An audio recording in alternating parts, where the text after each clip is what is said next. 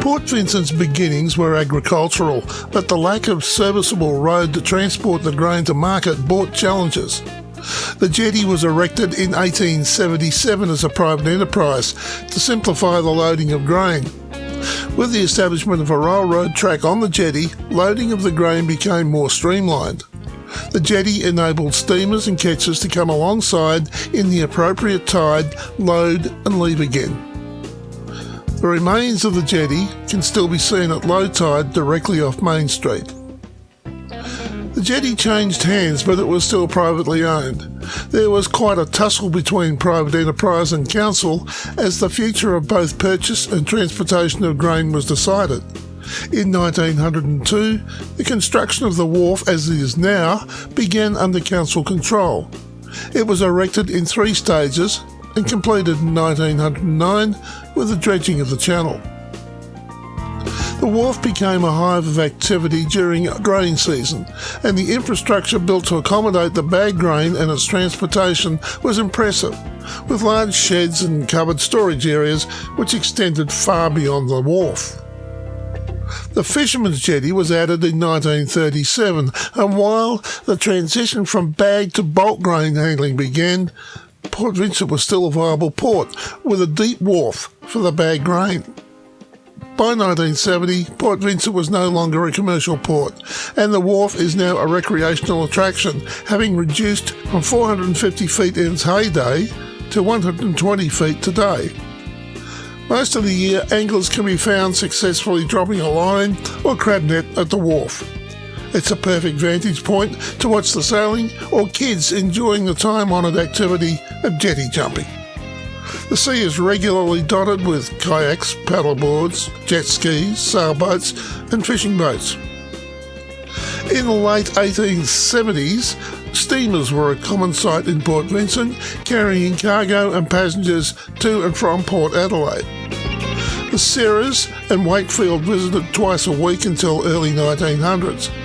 Other steamers were Juno, Karata and Ruby. Bag lumping provided employment, as did carting the grain from farm to the seaside with a horse and cart. Settlers were drawn to Port Vincent during the time of settlement due to the good cropping land. Wheat and barley were primary crops. Farming back in the early 1900s required farmhands to assist with horses and bagging of grain. The harvest was a long, drawn-out process with small machinery, manual work and battling of the elements. In the early 1900s to the 1950s, most farms were mixed with sheep, cattle, pigs and chickens. Today, many farms concentrate solely on cropping. In addition to wheat and barley, canola, lentils, beans and peas are grown.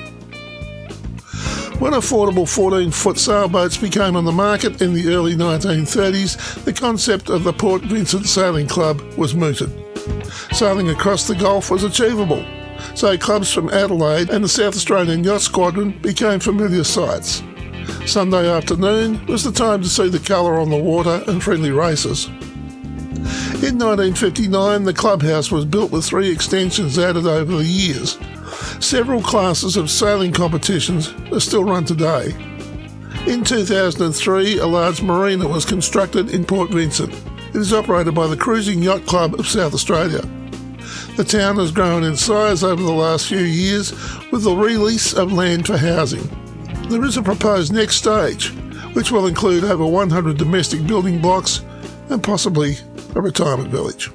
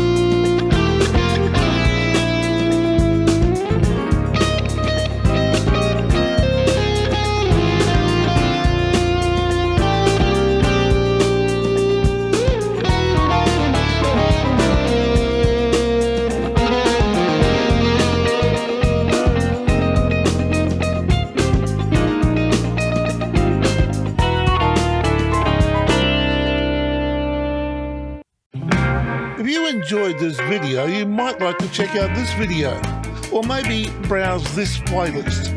There are now over 800 videos just like these on this channel. Subscribe and hit the notification bell, and we'll let you know when the next video is available. If you like this video, hit the like button, comment, and feel free to share with your friends. Thanks for watching.